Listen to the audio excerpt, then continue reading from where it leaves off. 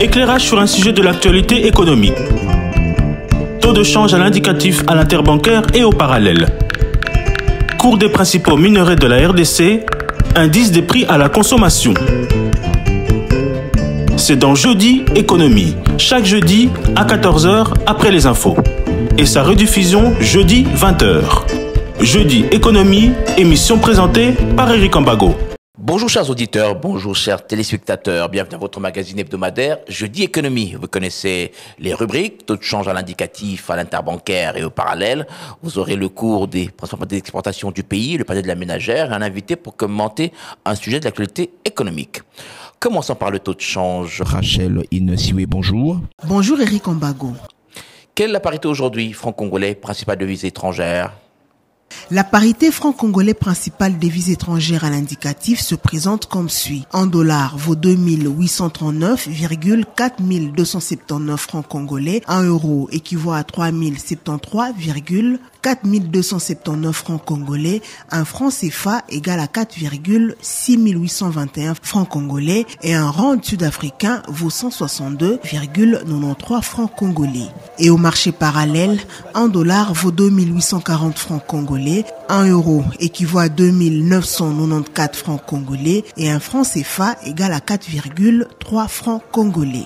Et quel est le cours des principales monnaies d'exportation du pays? La tonne du cuivre a enregistré une baisse. Elle coûte 9387,87 $ contre 9490,40 $ américains la semaine dernière. Le coût de la tonne du cobalt n'a pas bougé, il est toujours à 24 300 $. L'once d'or est vendue à partir de 2786,36 $ contre 2716,12 $ américains la semaine dernière. Le baril du pétrole revient à 68,86 $ contre 70,77 $ américains il y a une semaine. Et enfin, une tonne de cacao est vendue à partir de 7267 contre 7140 $ américains la semaine dernière. Merci Rachel Inesiwe. On vous retrouve avant la fin de l'émission pour le panier de la ménagère. En RDC, le secteur agricole soutient les 2/3 de la population. La production agricole a cependant stagné depuis l'indépendance de la RDC. Comment expliquer cette réalité? Jeudi Économie reçoit pour vous un professeur, lobbyiste, stratège en investissement. Professeur Patrick Onoya, bonjour. Bonjour Eric et merci de m'avoir invité de nouveau. Patrick Onoya, alors exportateur des produits agricoles avant et peu après l'indépendance, comment l'ex-Zaïre est devenu aujourd'hui importateur des produits agricoles? Pourtant, l'ex-Zaïre était exportateur des produits agricoles. Merci beaucoup, c'est une bonne question, mais une question qui donne des larmes aux yeux. Parce que lorsque on nous lègue la République démocratique du Congo par la Belgique en 1960, la République démocratique du Congo a une économie tout à fait diversifiée, c'est-à-dire 60% du PIB tiré par les produits miniers et 40% tiré par les exportations agricoles. Mais vous noterez, permettez-moi de dire qu'il y a des chercheurs en 2015 qui ont fait une recherche sur la situation des plans et des programmes agricoles développés en République démocratique du Congo depuis l'indépendance. De l'indépendance à 2015, il y a eu 22 plans agricoles, n'est-ce pas? Et aucun des plans agricoles n'a réussi. Ça, c'est le constat. Depuis l'indépendance jusqu'à aujourd'hui. Depuis l'indépendance. Mais depuis que la République démocratique du Congo existe, il y a eu un plan agricole, c'est celui le plan qu'on a appelé le plan décennal à l'époque coloniale de 49 à 59. C'est nous, lorsque nous recevons la République démocratique du Congo en 1960, au fait, nous sommes sur les effets, n'est-ce pas, du plan agricole de 49 à 59 qui a effectivement produit des fruits. Mais lorsque nous avons la République démocratique du Congo, c'est la débâcle qui commence. La cause principale, moi je dirais, c'est la politique. Depuis l'indépendance, nous faisons trop de politique que le développement. Le point de départ de la débâcle de l'agriculture, c'est l'année 1973. En 1973, Mobutu décrète la zarianisation. Mais cette zarianisation on a des plantations. Permettez-moi de faire un recours historique. Qu'est-ce qui a expliqué qu'on a eu beaucoup de exportateurs, petits et moyens exportateurs belges et d'autres nationalités à l'intérieur du pays? Eh bien, simplement, c'est parce que lorsque la Belgique a voulu développer le paysanat agricole et aussi l'exploitation agricole, il a mis en place des mesures incitatives à travers le ministère des colonies, en disant que si vous voulez devenir exportateur de produits provenant du Congo belge, alors vous devez vous installer, n'est-ce pas, dans le milieu rural au Congo belge. Il n'est pas question d'avoir une exploitation, n'est-ce pas, par exemple à Massimanimba, et vous habitez la Belgique. Et il y avait des financements pour cela qui encourageaient. C'est comme ça qu'on a vu des fermiers belges et d'autres nationalités éparpillés à travers, n'est-ce pas, à travers le pays. Parce que l'agriculture, pour faire l'agriculture, il faut se retrouver à proximité de ces plantations. Et cela a eu aussi un impact sur le développement rural. Parce que lorsqu'ils sont arrivés, on a couplé cela aussi avec la politique de la mission. On retrouvait les missions catholiques, et ainsi de suite, avec aussi les fermiers belges à l'intérieur du pays. Mais nous comprenons en fait que lorsque il y a avant tout uniquement une vision politique de dire on se sert, parce que lorsque vous remarquerez les différents régimes, en tout cas, je parle en tant que scientifique, s'il vous plaît, que mes propos ne soient pas détournés, lorsque vous remarquerez les différents régimes qui arrivent au pays, après l'indépendance, en 1973, c'était dire c'est notre tour, nous devons nous servir. Mais entre 60 et 73, tout se passait bien alors? Avant 1973. Exactement. 60, 73. Donc... Exactement. Il y a eu quelques dérapages entre 1960 et 67 à cause, n'est-ce pas, des troubles politiques, n'est-ce pas? Parce que les troubles politiques, vous savez que la guerre, elle commence dans l'arrière-pays, Moulélé et ainsi de suite. Donc, les plantations ont été quelque peu affectées entre 60 et 67. Et après 67, il y a eu une certaine accalmie parce que Mobutu était au pouvoir déjà à partir de 65. Il a pacifié le pays. Les choses sont restées normales parce que les propriétaires terriens continuaient leur exploitation, n'est-ce pas? Mais à partir de 73, donc de 73, on les a chassés. Et alors, on donne à des généraux, on donne à des politiciens qui ne connaissent pas c'est quoi l'agriculture, qui ne connaissent pas c'est quoi l'élevage, qui se retrouvent du coup propriétaires d'une cotonnière, de ceci et tout ça, des plantations de café, des VA et tout ça. C'est la débâcle, n'est-ce pas? Ils n'ont pas pu s'en sortir. Mais ce que l'on constatera, au fait, ces chercheurs qui ont fait ces recherches en 2015, ils ont constaté que à chaque fois qu'il y a eu une politique agricole, n'est-ce pas, cela a été mené sans une étude préalable, n'est-ce pas, de ce qui peut permettre à ce qu'une agriculture puisse être florissante. Quelle étude préalable? Merci beaucoup. Là, je vais être en 2011, n'est-ce pas? Il y a un événement important en 2011. En 2011, on a la loi 11/022 portant principes généraux sur l'agriculture. En 2011, le législateur se lève, le politique se lève, en se disant, nous voulons faire les choses de la bonne manière. Au-delà de la loi foncière de 1973, qui précisait quelque peu aussi un peu les questions agricoles, c'était la première fois qu'on a, n'est-ce pas, une loi qui régit le secteur de l'agriculture.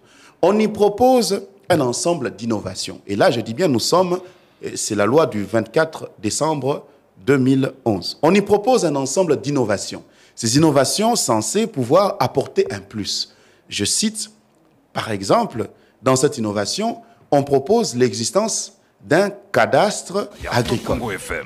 Le cadastre agricole viendrait résoudre un premier problème. On parle de l'existence de 80 millions de terres arables. Mais lorsque vous cherchez les terres agricoles, il y a un problème. Donc, autant qu'il existe un cadastre... C'est théorique, les 80 millions d'hectares de terres arables. Exactement. Mais lorsque nous le vivons avec le ministre actuel de l'Agriculture qui a promis 5 000 hectares pour les projets agricoles, mais il faut chercher ces terres. Le ministère est en train de les chercher. Où sont ces terres? Eh bien, ces terres existent, mais il manque une cartographie. C'est-à-dire, normalement, si le cadastre agricole existait, eh bien, le ministre devrait avoir la cartographie sur sa table, n'est-ce pas, de cette situation-là. Alors, c'est le cadastre agricole qui existe dans la loi, n'est-ce pas, et qui n'existe pas encore 13 ans après. Il était prévu aussi qu'il existe un conseil consultatif chargé de pouvoir rencontrer, n'est-ce pas, et naturellement, s'il vous plaît, je vais souligner qu'à chaque fois, que ce soit pour le cadastre minier, il est national, provincial et local. C'est-à-dire qu'il devait y avoir une représentation à tous les niveaux permettant de pouvoir maîtriser la situation. Mais permettez-moi d'ouvrir une parenthèse avant d'aller à une deuxième innovation qui devait exister. C'est pourquoi le cadastre agricole est central. Il est central parce que, à ce jour, au niveau agricole, il existe un problème qui n'a pas encore été résolu. C'est la délimitation du domaine coutumier de celui de l'État, n'est-ce pas? Parce qu'à l'époque, lorsqu'il y a eu un décret en 1885 qui a amené Léopold II à pouvoir délimiter ce qui s'appelait le domaine indigène et le domaine de l'État. Le domaine indigène, c'est l'étendue des clans, l'étendue, n'est-ce pas, où le chef coutumier est maître. Et au-delà de cette étendue, c'est l'État qui est maître. Vous comprenez? Maintenant, à ce jour, au niveau foncier, il y a une dichotomie entre le pouvoir de l'État et le pouvoir foncier. C'est-à-dire, ici, le chef de terre dit que c'est moi qui octroie les terres, et sinon, c'est l'État qui octroie les terres. La conséquence, c'est que beaucoup de fermiers, il y a un avocat qui me rapportait ici à Kassangoulou, on vous laisse planter et vous arrivez au niveau des plantations, au niveau de la récolte, on vous rappelle que vous n'êtes pas chez vous. Vous comprenez? Donc, c'est là la nécessité. Qui crée la confusion? C'est la loi qui crée la confusion ou ce sont les C'est-à-dire individus qui créent la confusion? C'est-à-dire qu'effectivement, il y a matière à clarifier, n'est-ce pas? Il y a une matière à clarifier. Et le cadastre... Qui doit clarifier? Ben, c'est le travail de l'État, c'est le travail du Parlement. Il a commencé un travail, il doit le continuer. Comprenez? Et moi, je dis ici que l'application du cadastre agricole créerait un cadre, n'est-ce pas? Mais je dis bien que c'est depuis 2011 que le cadastre agricole devrait être créé pour à la fois résoudre cet ensemble de questions. Mais on a un autre problème. C'est ceux qui ont acquis des terres agricoles, ça fait 10 ans, ça fait 20 ans, ils n'en font rien. Dans le cadre des mines, il y a eu, n'est-ce pas, de l'ordre mis dans ce secteur-là, dans le cadastre minier, avait donné un ultimatum, n'est-ce pas, à ceux qui ont des permis de recherche. Parce que lorsque vous avez un permis de recherche, vous avez 3 à 5 ans, je pense, pour pouvoir l'exploiter. Et puis après, acquérir maintenant un permis d'exploitation. Mais vous avez, comme ça, des terres agricoles depuis 10 ans, depuis 20 ans, vous n'avez rien fait de cela. Il y a des gens qui ont 100, 200, 300 000 hectares exactement. Dans les périphéries de Kinshasa, à l'intérieur, c'est à lui. Mais il n'en fait rien depuis 20 ans. Ça, ce sont des questions qui pouvaient être résolues à travers le cadastre agricole. Vous avez le cadre consultatif, n'est-ce pas, des exploitants. Les exploitants ont des problèmes. Un jour, je présentais une difficulté avec des amis, et puis ils me disaient, mais il faut aller voir le ministre. Moi, je dis, mais c'est pas normal. Comment? Alors, pour tout, il faut aller voir le ministre. Mais lorsque j'ai exploité la loi, c'est là que j'ai compris que la loi a créé un cadre.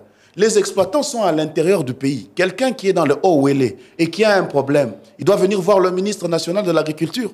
Or, la loi a prévu un cadre consultatif qui devrait être où il devait y avoir un contact permanent entre l'État et les agriculteurs pour résoudre les problèmes des agriculteurs. On a une autre innovation qui me tient à cœur.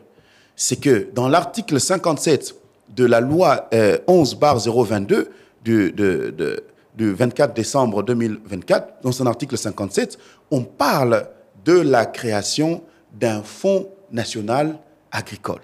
Ce fonds, n'est-ce pas, devrait censé, à travers des mécanismes, que ce soit des dotations de l'État ou une taxe qui devrait être créée, de pouvoir récolter de l'argent pour stimuler, n'est-ce pas, le secteur agricole. Ce fonds n'est pas encore opérationnel. Eh bien, je vous dis des choses qui existent dans la loi, mais si cela existait, on devait le savoir. Il y a des sérieux problèmes. Le secteur agricole, comme le secteur industriel, est spécifique. il est spécifique, mais à ce niveau, au niveau où moi je suis content que cela existe, mais je crois qu'au niveau financier, la réflexion n'a pas été épuisée. Parce qu'ils disent que ce fonds devrait travailler avec les banques locales pour garantir le crédit. Or, les banques locales sont la plupart des banques commerciales, s'il vous plaît. Et tant qu'elles sont des banques commerciales, eh bien, le mode opératoire des banques commerciales, c'est la gestion des risques directs. Et les risques directs dans les affaires, ce sont les risques économiques liés à l'achat-vente. Vous comprenez? C'est-à-dire que... mais le secteur agricole, comme le secteur industriel, gère ce qu'on appelle des risques différés. C'est-à-dire qu'il y a des problèmes, des risques qui ne peuvent être visibles maintenant, mais qui peuvent, au lieu de se manifester à la plantation, peuvent se manifester à la récolte. Des risques peuvent se manifester à la commercialisation. Donc, il faut une banque dédiée comme il faut une banque dédiée, une banque agricole, qui serait une banque de financement et d'investissement agricole. Pourquoi? Parce que, à cause du fait des risques différés, une banque agricole doit donner des crédits, n'est-ce pas, à long terme, au moins de 15 à 20 ans, avec un taux d'intérêt de maximum 5%. Ainsi donc, ce qui manquerait dans la réflexion qui a été émise dans la loi de 2011, en plus d'un fonds, donc le fonds devrait être l'organe de récolte, qui récolte de l'argent pour l'intérêt de quoi? De la banque agricole. Et la banque agricole qui devrait maintenant travailler avec les agriculteurs. Si je prends le cas de l'Angola, lorsque nous avons eu le forum ici, je crois l'année passée, forum RDC Angola, et le ministre de l'économie de l'Angola a expliqué qu'ils ont mis en place une politique d'octroi d'un crédit à 6,5% sur 15 ans. Et c'est ça qui a soutenu le développement de l'agriculture. Il a été aussi, permettez-moi de parler d'une autre innovation qui existe dans la loi, mais qui n'existe pas. On a parlé de l'existence d'une structure de stockage étatique, c'est-à-dire une structure de stockage de denrées. La question du stockage et de la conservation est centrale en matière de l'agriculture. Pourquoi? Parce que non seulement qu'elle permet d'assurer la sécurité alimentaire, mais aussi elle permet une régulation de prix. Je vous donne un exemple. Si nous prenons le cas du Kasaï oriental, particulièrement en Mbuji-Mayi, un observateur averti de l'université en Mbuji-Mayi me disait, on observe que dans les bonnes périodes, le prix du seau de farine de maïs est généralement inférieur à la moyenne du prix. Pourquoi? Parce que tout le monde, n'est-ce pas, amène sa production. Mais généralement, c'est en saison sèche qu'il y a des problèmes. Il n'y a pratiquement pas de farine. Et lorsqu'il n'y a pas de farine, le prix est x3, x4. Maintenant, c'est simple en économie. On comprend simplement que c'est là que le stockage devient central. Le stockage permet d'éviter d'avoir que tout le surplus de production, n'est-ce pas, soit déversé sur le marché. Parce que cela va effriter le prix, n'est-ce pas? Et parce que lorsqu'il y a surplus de production, il y a gaspillage. Et en période de vache maigre, on se retrouve qu'on a gaspillé. Donc, on n'en a plus. En ce moment-là, le prix grimpe. Voilà. Le stockage. Pourquoi le stockage doit être étatique? Parce que c'est l'État qui garantit la sécurité alimentaire, un. Et de deux, donc, en garantissant la sécurité alimentaire, une denrée telle que le maïs, l'État doit s'assurer que ce maïs-là, comme au Kasaï, dans le Grand Katanga, il le consomme 24 heures, bon, j'allais dire pas 12 mois sur 12 mois, pas 24 heures, on ne mange pas 24 heures. Du 1er janvier au 31 décembre. Du 1er au 31 décembre, il devrait s'assurer que ce maïs existe. Vous voyez, la Zambie a cette politique. La réserve stratégique de la Zambie possède des silos que lorsque vous passez même de la frontière à Quito, vous allez voir des silos à perte de vue, où les producteurs locaux, les petits producteurs, vont placer dans ces silos. Et ça permet à l'État d'assurer à la fois la sécurité alimentaire et la régulation des prix. Lorsqu'il y a surplus de production, c'est en ce moment-là, par exemple, que la Zambie autorise et incite, n'est-ce pas, les exportateurs à exporter majoritairement vers le Congo leur maïs parce qu'il y a surplus de production. Et lorsqu'il y a déficit de production, comme c'est eux qui gèrent les quantités, ils restreignent les exportations parce que dans les calculs faits, il n'y en a pas suffisamment pour Alors, professeur, la loi existe, la loi n'est pas appliquée. Nous avons un programme stratégique sur le développement, le PNSD, qui est obsolète. On dit qu'on est en train d'élaborer un nouveau programme. Donc, aujourd'hui, sur le plan agricole, on navigue à vue. Bien, merci de souligner l'obsolescence du plan de développement agricole. Permettez-moi de saluer à juste titre ici le plan de développement proposé par le président Diomaye Faye sénégalais, qui a un plan pratiquement sur 25 ans parce qu'il va jusqu'en 2050. C'est l'occasion ici de souligner qu'il est important que la République démocratique du Congo puisse copier le modèle sénégalais. Depuis que le Congo est Congo, nous n'avons eu que des plans de développement de type conjoncturel, c'est-à-dire qui ne dépassent pas 5 ans. Un plan de développement doit être sur le long terme, n'est-ce pas?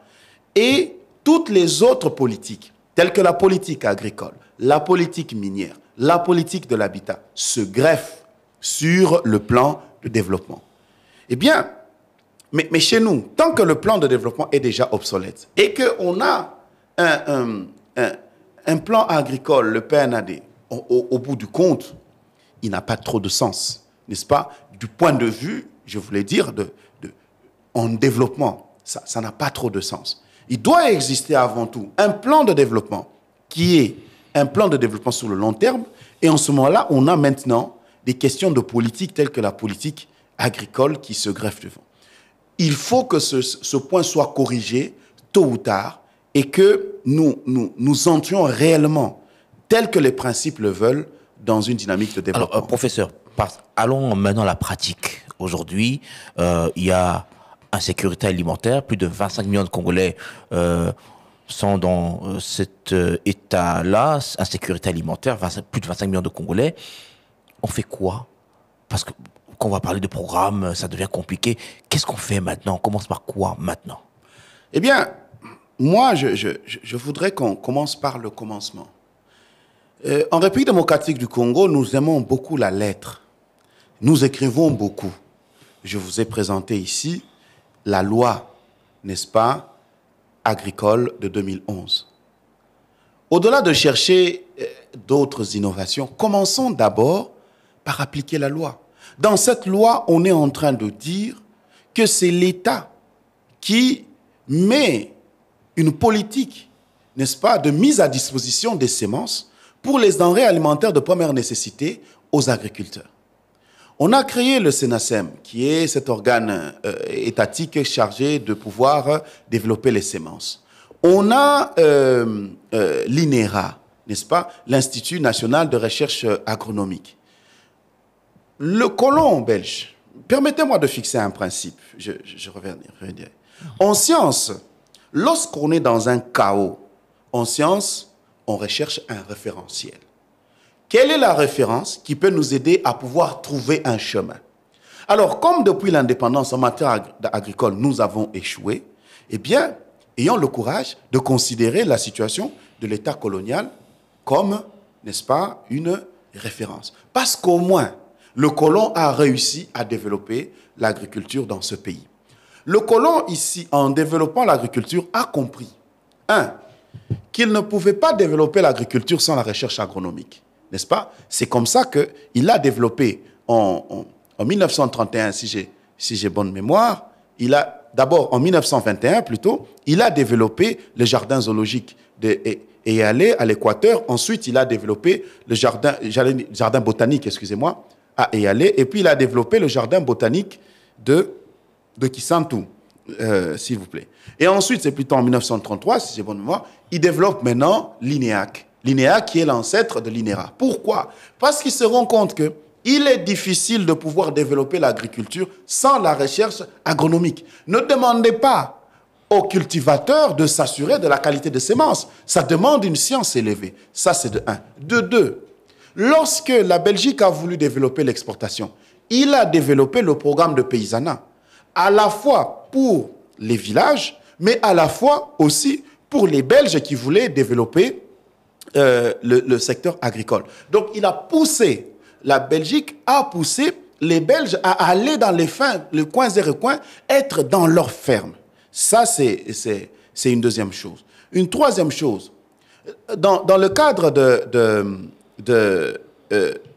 j'allais dire, des AT, des administrateurs du territoire, lorsque on était formés, parce que les AT, les administrateurs du territoire, étaient avant tout formés dans le ministère de la colonie, et lorsqu'on a envoyé un administrateur du territoire dans son territoire, on lui a adjoigné 2 personnes. On lui a adjoigné un agronome et on lui a adjoigné aussi un infirmier. Vous voyez déjà, c'est-à-dire qu'on a une certaine vision du développement. Et ce qui est important à souligner, c'est qu'à l'époque coloniale, pendant qu'aujourd'hui on présente les routes de dessert agricole comme un problème, lorsqu'ils ont développé l'agriculture dans les territoires, eh bien, à l'époque coloniale, ils ont utilisé les mêmes paysans en leur montrant l'avantage. Parce qu'il y avait des quotas, n'est-ce pas? Est-ce qu'on sait pourquoi nos mamans, nos grands-pères sont habitués à l'agriculture? Eh bien, c'était forcé, n'est-ce pas? C'était une agriculture forcée. Mais dans cette agriculture forcée, tout le monde trouvait son compte. Et l'administrateur du territoire a organisé aussi l'ouverture des routes de dessert agricole avec les paysans en leur montrant leur intérêt, n'est-ce pas? Donc, les routes de dessert agricole ont été des routes faites à la main à travers la méthode qu'on appelle la méthode IMO, à haute intensité de main-d'œuvre, donc par cantonnage. Et si aujourd'hui, vous constatez comment on est scotché, pendant qu'il y a des gens oisifs dans nos villages, et on attend qu'il existe une pelleteuse et une benne qui proviennent de Kinshasa, vous comprenez qu'il y a une question d'approche. On doit copier ce qui se passait lors de la colonisation. S'il vous plaît. Pour le moment. En toute humilité, n'est-ce pas? Je parle en tant que scientifique. En toute humilité. Lorsque la Belgique nous lègue la République démocratique du Congo, le PIB par habitant est de 1250. En 2020, n'est-ce pas? On est à combien d'années? Plus de 60 ans, n'est-ce pas? 60 ans exactement, le PIB est de 505. C'est-à-dire quoi? En toute humilité, on doit considérer la situation coloniale comme, n'est-ce pas, une référence. Jusqu'à ce que nous allons dépasser le modèle colonial, c'est en ce moment-là qu'on peut changer. Donc je veux simplement dire qu'il y a beaucoup de choses à copier. Lorsque vous m'entendez parler là, vous comprenez qu'il y a plein de choses qu'on peut copier du modèle colonial qui peut relever le secteur de l'agriculture. Le budget aujourd'hui affecté à l'agriculture est de 12%, donc on va au-delà de 2 milliards de dollars. Ça peut aujourd'hui changer la situation agricole en RDC? Merci beaucoup. Ça peut changer si nous avons aussi la bonne approche. L'erreur des différents gouvernements en République démocratique du Congo, c'est de penser à chaque fois à une formule miracle, n'est-ce pas? On viendrait avec une formule miracle qui marcherait. Non. En matière de développement, on dit ceci. L'investissement direct étranger se développe plus facilement dans un pays où il existe une classe d'investisseurs locaux. Ça veut dire que si on veut développer le secteur agricole, il doit y avoir d'abord une politique incitative de promotion des petits agriculteurs, n'est-ce pas? C'est la culture qui développe les affaires. Ce n'est pas dire, je vois beaucoup de littérature que je lis, un parc agro-industriel, tout ça. Non, non, non, non. C'est bien, mais on doit commencer par faire renaître la notion de village agricole. On doit faire renaître la notion de paysanat. On doit remettre en place cette organisation qui avait autour des villages pour assurer la production. La question des moniteurs agricoles. Toutes ces choses-là qui existaient à l'époque. Il faut financer les agriculteurs qui sont dans les villages. Il ne faut pas seulement les financer. Les financer, c'est une chose. Mais il faut aussi les encadrer. C'est là qu'il y avait les moniteurs agricoles qui passaient de village en village. Il y a cette question des semences. C'est-à-dire que c'est une batterie de mesures qui doit encadrer et qui met l'agriculteur au centre. Et ça, c'est ça. C'est ça qui est important. Il y a aussi la recherche.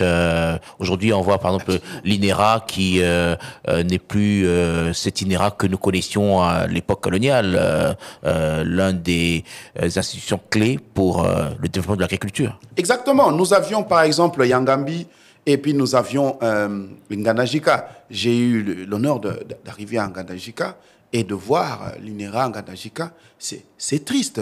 Pourtant, dans la stratégie coloniale, Nganajika était le centre de production pour tout l'espace Grand Kasaï. Aujourd'hui, dans la loi de finances de 2025, on voit qu'il y a la création d'un parc agro-industriel à Nganajika. Mais moi, je dis, commençons par le commencement. Réhabilitons la recherche agronomique. Réhabilitons la recherche agronomique, ça c'est un must, c'est vraiment une obligation. Et puis, réencadrons, nous avons besoin de ces inspecteurs agricoles. J'ai appris qu'il existe un ordre des agronomes, mais avons-nous une cartographie du nombre d'agronomes par kilomètre carré, n'est-ce pas, ou des techniciens agricoles? Comment ces choses sont organisées? Je suis en train d'insister sur le fait que la volonté, c'est une chose. Mais si nous voyons comment le colon belge a réussi, eh bien, il a réussi à cause de l'organisation qu'il y a autour. Alors, revenons sur le volet politique. Nous avons mentionné le travail des administrateurs du territoire sur le développement de l'agriculture. Parce qu'ici, lorsque nous tenons compte de la décentralisation, nous voyons que pour les entités décentralisées, territoriales décentralisées, l'administrateur du territoire a un grand rôle à jouer. Mais si cet administrateur du territoire n'est pas formé, mais copions même sur les bases coloniales, lorsqu'on recrutait un administrateur du territoire à l'époque coloniale, il était formé, n'est-ce pas, sur le milieu rural, n'est-ce pas, à l'administration des colonies. Vous envoyez un Quinois à Sekebanza, n'est-ce pas, qui ne comprend rien du village et qui est là simplement pour des raisons politiques, qu'est-ce qu'il comprend du développement, n'est-ce pas, rural? Donc, je dis qu'il y a des choses à copier.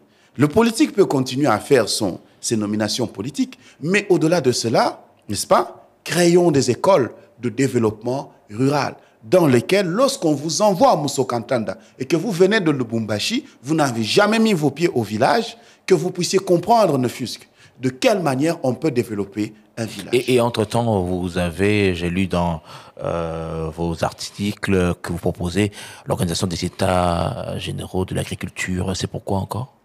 Merci beaucoup. Eh bien, nous, en tant qu'hommes de science, nous aimons accompagner le politique, n'est-ce pas? J'ai vu l'enthousiasme du chef de l'État en provenance de Chine de dire que nous voulons copier le modèle chinois. J'ai vu l'enthousiasme du ministre du Commerce extérieur sur les commandes que nous avons eues. On a plus d'1 million de tonnes de soya que la Chine espère avoir de la République démocratique du Congo, autant de tonnes de piment, autant de tonnes de sésame, un ensemble de produits.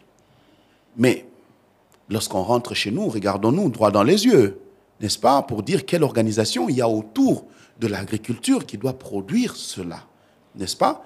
C'est à ce niveau-là que je dis. Et lorsque je fais mes recherches, j'analyse qu'aucun programme, et depuis même 2015 jusqu'à aujourd'hui, aucun programme n'a porté des fruits probants. Et pourquoi il faut des États généraux? Vous avez parlé d'une loi qui existe, appliquons-la, simplement. Merci. Les États généraux que nous avons proposés, c'est effectivement un cadre de réflexion.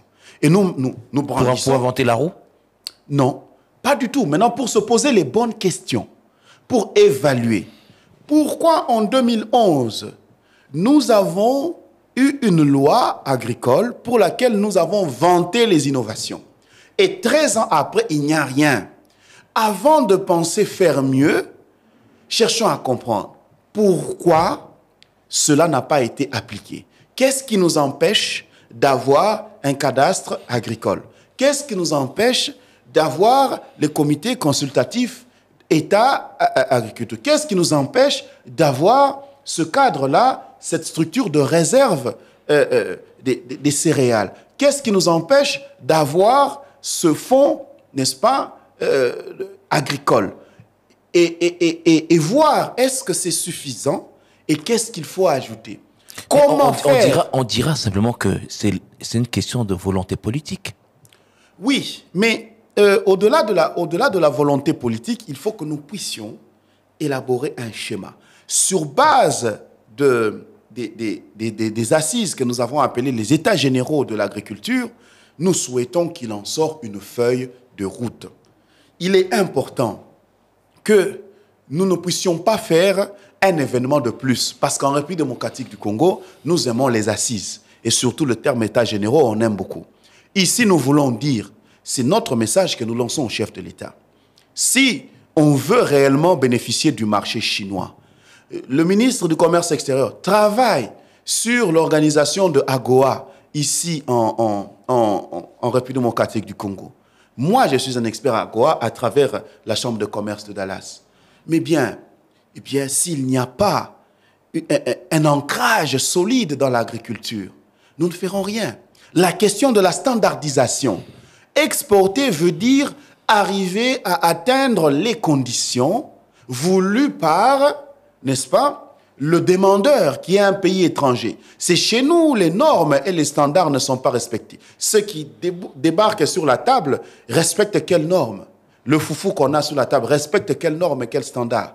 Le piment que nous avons respecte quelles normes et quels standards? Mais le piment qui doit être exporté en Chine doit respecter un ensemble de normes et de standards. C'est-à-dire que nous devons avoir un cadre où nous travaillons de toutes ces questions. Pourquoi la loi n'est pas appliquée? Mais au-delà de cela, il y a encore un ensemble de problèmes au niveau juridique. Parce que lorsqu'en 2011, on a la loi agricole, en 2011 encore, on a cette loi sur la conservation de la nature.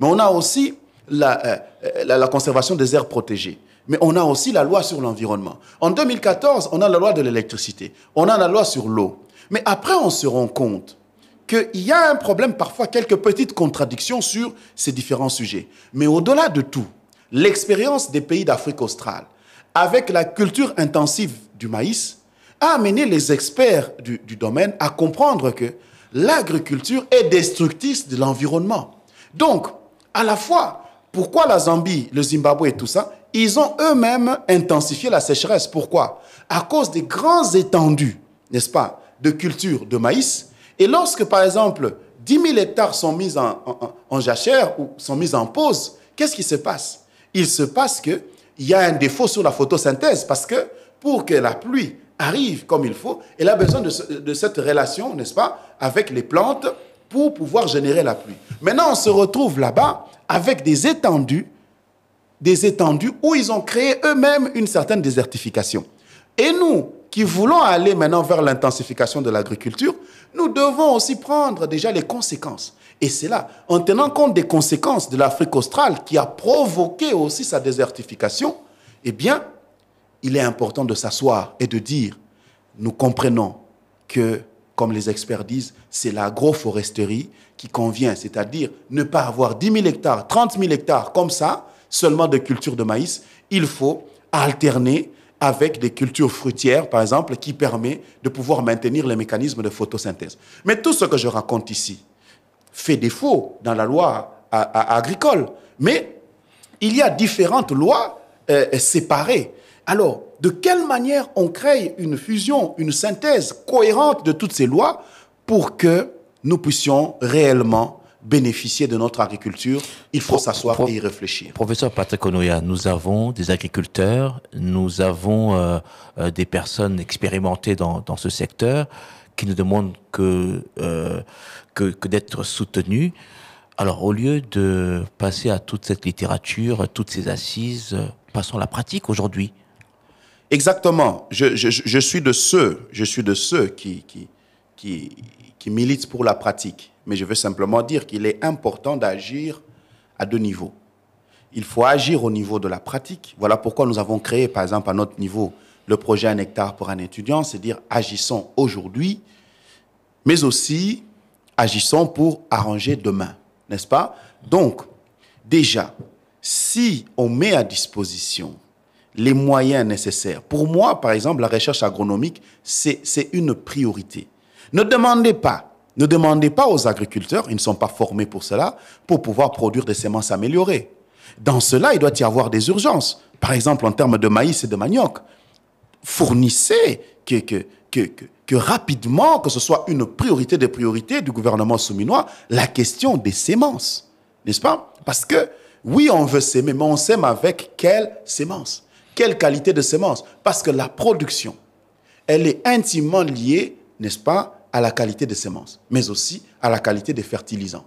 Mais attendez, les agriculteurs ne sont pas des scientifiques pour pouvoir décider de la qualité des fertilisants, de la qualité des semences. Et j'insiste, d'ailleurs, la loi agricole dit que c'est l'État qui pourvoit à cela, n'est-ce pas? Donc, je disais qu'il y a des urgences. Ok, on fait ça à la recherche. Il faut foncer vers la recherche et la disponibilisation des semences. Nous en avons besoin, particulièrement maïs, manioc, ceux qui sont l'alimentation des Congolais. C'est important pour la sécurité alimentaire. Ça, même moi, j'ai déjà 1600 étudiants qui ont souscrit au pouvoir, 600 étudiants et jeunes qui ont pourvu au programme 1 hectare pour un étudiant. Nous attendons toujours aussi la disponibilisation à la fois des terres et des semences. Alors, dans le budget 2025, quelque chose comme 23,5 millions sont affectés à l'appui aux structures spécialisées, centre de recherche de maïs, service national de mécanisation agricole et centre national de vulgarisation agricole. Est-ce que c'est déjà une avancée si l'on met, justement, si on exécute cette ligne budgétaire? J'ai toujours félicité le gouvernement souminois d'être le premier à pouvoir dépasser le cap de 10%, n'est-ce pas, pour l'agriculture et le développement rural, tel que voulu par la déclaration de Maputo de 2003.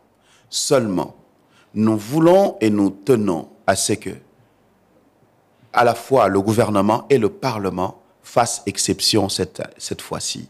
L'exception, c'est que l'agriculture, c'est le parent pauvre. C'est le secteur où on va faire les coupes, n'est-ce pas, pour aller donner à l'intérieur, pour aller donner à autre chose. On puise dans les rubriques du budget de l'agriculture. De telle sorte qu'après, ça ne reste que des chiffres pour lesquels le ministre de l'Agriculture, le ministre de la Pêche et de l'Élevage et de Développement rural ne verront rien, ils ne verront que du feu.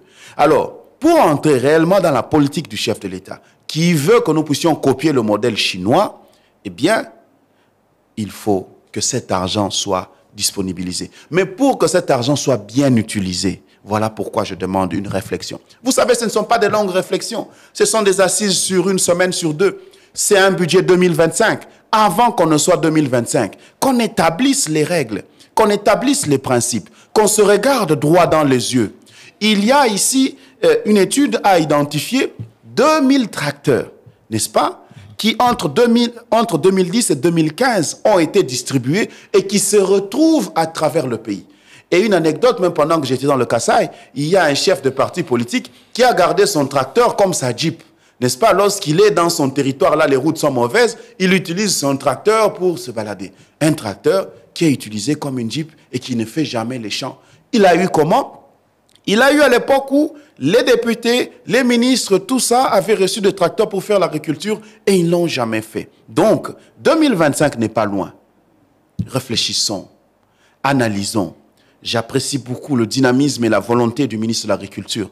Mais nous venons en appui ici au niveau de la réflexion pour dire il est important que nous fassions les choses bien. Professeur Patrick Onoya, moi je suis pragmatique aujourd'hui. Parlant de votre initiative, États généraux, est-ce que ce n'est pas plus facile aujourd'hui, de recenser les agriculteurs, les paysans à travers le pays, de pouvoir réhabiliter les INERA, 3, pouvoir disponibiliser les semences, mettre les moniteurs agricoles à contribution, aller vers les routes de dessert agricole. En faisant un chronogramme, on peut rapidement déjà relancer l'agriculture en RDC au lieu de se mettre à discuter dans des assises qui peuvent durer longtemps, qui vont demander encore financement, un budget qu'on devra encore programmer. Je suis d'accord avec vous, mais à chaque fois, comme vous le savez, même humainement, moi j'ai un pied dans la théorie et dans la pratique. Je suis d'accord avec vous sur la mise en place d'un plan d'urgence, n'est-ce pas? Parce que le ventre, il n'attend pas. Lorsqu'on a faim, hein, ça n'attend pas. Il faut manger. Donc, il y a lieu d'un plan d'urgence. Et ce plan d'urgence qui intègre disponibilisation des semences, voilà, et la consultation avec les agriculteurs. Les agriculteurs ont déjà l'avantage de se regrouper en coopérative. Généralement, déjà, ils ont cette culture de coopérative. C'est déjà. Et de voir un programme de financement initial, ainsi de suite. Mais cela doit se faire concomitamment avec ces assises. Parce que j'insiste, il y a un problème sur le domaine foncier. Le ministre de l'Agriculture, je parle d'un cas que nous gérons actuellement, il a la volonté de pouvoir nous donner les terres. Mais lorsqu'on examine, on se rend compte, au fait, ça c'est pris, ceci. Mais tel est le propriétaire, tel, et il n'en fait rien. Vous comprenez? C'est-à-dire que, moi je crois que même les assises, mettons à profit jusqu'à la fin de l'année. Mais entre-temps, travaillons sur un plan d'urgence. Parce que moi je vous dis, j'ai 1600 jeunes et étudiants qui attendent. Ils ne vont pas attendre les assises pour avoir les terres et pour avoir les semences, n'est-ce pas? Là, je suis tout à fait d'accord avec vous, qu'il est important qu'il existe un plan d'urgence. Au-delà du plan d'urgence, il faut qu'il existe ces assises pour qu'on vide d'abord l'exploitation de la question de l'application, n'est-ce pas, de toutes les résolutions incluses dans la loi de 2011 de l'agriculture. Je rappelle que notre invité, c'est le professeur Patrick Konoya. Professeur, avec vous, nous allons suivre le panier de la ménagère avec Rachel Inosiwe. Comme la semaine passée, plusieurs articles gardent le même prix. À l'exemple d'un bidon d'huile de palme de 5 litres qui se vend toujours à 18 000 francs congolais. Une bouteille d'1,5 litre coûte 6 000 francs congolais. Celle de 750 millilitres revient à 3 000 francs congolais. Par contre, pour l'huile végétale, le bidon de 5 litres qui se négocie à 28 000 francs congolais la semaine passée, cette semaine, il varie entre 29 à 32 000 francs congolais. Un sachet de sucre cette semaine est vendu à 19 500 francs congolais. La semaine passée, il coûtait 18 500 francs congolais. Une boîte de tomates se vend à 600 francs congolais. Une gousse d'ail se négocie à partir de 250 francs congolais. Un plateau d'œufs se vend à partir de 18 000 francs congolais. Un kilo de cotis, 14 000 francs congolais. Celui des gésiers se vend à partir de 7 500 francs congolais. Le chinchard 20+ se vend à 10 000 francs congolais le kilo. Un poulet sans emballage se négocie à partir de 10 000 francs et va jusqu'à 16 000 francs congolais selon le poids. Le kilo de poisson salé revient à 22, 23, voire 24 000 francs congolais. Un tas de poissons fumés se négocie à partir de 20 000 francs congolais au grand marché de Kinshasa. Pour les amarantes, la botte coûte 2 000 francs congolais, celle d'oseille 500, voire 1 000 francs congolais. Un chou paumé se vend entre 1 000 et 2 000 francs congolais. Une chikwang bateke coûte 1 000, 1 500 et 2 000 francs congolais. Un filet d'oignon se vend à partir de 35 000 francs congolais et va jusqu'à 70 000 francs congolais. Un oignon coûte 200, 300 ou 1000 francs congolais selon la grandeur. Un tas de piments se vend à partir de 500 francs congolais. Une tomate fruit se vend à partir de 500 francs congolais. Un paquet d'eau se vend à partir de 5 500 francs congolais. Il faut noter une hausse de prix du sac de haricots. Il se vendait à 190 $ au marché Zikida la semaine dernière. Cette semaine, il est vendu à 230 $ américains et la mesurette varie entre 2 900 à 5 000 francs congolais. Un sac de riz de 25 kg se négocie à partir de 85 000 francs congolais. La mesurette se vend à 2 500 voire 2 800 francs congolais. Un sac de semoule de 25 kg se vend à ce jour à partir de 47 000 francs congolais et va jusqu'à 68 000 francs congolais selon la marque. La mesurette coûte 4 000 francs congolais. La mesurette de sel se négocie entre 1 000 et 3 000 francs congolais. Un pain se vend à partir de 200 francs congolais. Merci Rachel Inosiwe. On vous retrouve la semaine prochaine avec vos différentes rubriques. Alors professeur, rapidement, vraiment quelques petites questions, réponses courtes, questions directes. Le budget 2025 est réaliste? Absolument. Il est tout à fait réaliste. Simplement, il faut que les gens se mettent au travail. Voilà. Pourquoi les investisseurs américains préfèrent le Rwanda à la RDC? Mais c'est simple, je suis en train de vous dire, nous faisons trop de politique. Et ça, je le répète plus d'une fois. Lorsqu'on parle des États-Unis, je suis très bien placé pour en parler, n'est-ce pas? Étant consultant en investissement, ayant son cabinet d'affaires aux États-Unis. Je suis venu avec des Américains ici plus d'une fois. Nous n'avons rien fait. J'insiste que nous devons respecter les principes. Eh bien, pour que les investissements directs étrangers, je le répéterai toujours, ce n'est pas moi qui le dis, ce sont les recherches en matière d'économie du développement. Pour que l'investissement direct étranger se développe, il faut qu'il existe une classe des investisseurs locaux. Nous commettons l'erreur. Lorsqu'on voit investisseurs, on regarde toujours à l'étranger. Non, il faut commencer par regarder dedans. Il faut commencer à aménager chez nous. Si nous voulons des investisseurs dans le secteur de l'agriculture, nous devons nous assurer de la classe des investisseurs locaux dans l'agriculture. Si nous voulons des investisseurs dans les mines, nous devons développer la classe des investisseurs locaux dans les mines. Les étrangers viendront se greffer. Et pourquoi? C'est pour une simple raison. C'est que le plus grand risque en économie, dans les affaires, c'est le risque économique. Le risque économique, c'est le risque de l'affaire. Parce que si j'ai investi au Rwanda, ce n'est pas la même chose qu'au Congo. Alors, c'est plus facile pour un investisseur étranger de s'appuyer sur celui, par exemple, dans l'agriculture, qui fait déjà 100 hectares pour l'amener à combien? À 5000 hectares. Vous comprenez? Parce qu'en faisant son maïs sur 100 hectares-là, il a déjà un circuit de production, il connaît comment ça marche et tout ça. Mais s'il faut lui demander, il faut demander à un investisseur de pouvoir commencer à zéro, eh bien, il trouve que c'est beaucoup. Surtout des investisseurs qui n'ont pas une relation historique avec l'Afrique et la RDC telle que les États-Unis. Ils seront méfiants. Professeur Patrick Onoya, si on change la Constitution, la RDC va se développer vite. Merci, ça c'est vous m'introduisez dans l'actualité politique. Moi, je vous dis que mon avis... Brièvement, hein? Oui, mon avis sur cette question, c'est que la question de la révision constitutionnelle doit être d'abord analysée au sens scientifique et développement avant qu'elle ne soit analysée au niveau politique. Parce que si nous analysons la question au niveau politique, nous perdons. Mais au niveau du développement, nous analysons, le chef de l'État a donné un exemple. Par exemple, le cas de la destitution des gouverneurs. Est-ce que cela aide? Donc, analysons d'abord d'un point de vue scientifique. Moi, je donne toujours un exemple. Mobutu répétait, le chef est sacré en Afrique.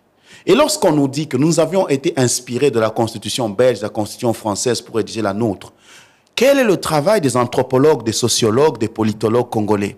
Ne fût-ce que la notion de chef. Elle doit d'abord être analysée scientifiquement. La question de la Constitution doit être analysée scientifiquement avant d'être analysée politiquement. Je rappelle que notre invité, c'était le professeur Patrick Onoya. Il est lobbyiste, stratège en investissement. Professeur Patrick Onoya, merci d'avoir répondu à l'invitation de Jeudi Économie. Je vous en prie, merci. Merci à Pascal Kalambay qui a réalisé cette émission. Merci à Chris Bivoula qui était au niveau du FM. Merci à vous, chers auditeurs. Vous pouvez suivre cette émission sur notre page Facebook. J'ai d'économie avec Eric Ombago. À très bientôt.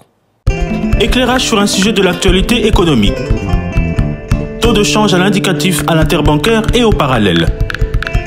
Cours des principaux minerais de la RDC. Indice des prix à la consommation. C'est dans Jeudi Économie, chaque jeudi à 14h après les infos. Et sa rediffusion jeudi 20h. Jeudi Économie, émission présentée par Eric Ombago.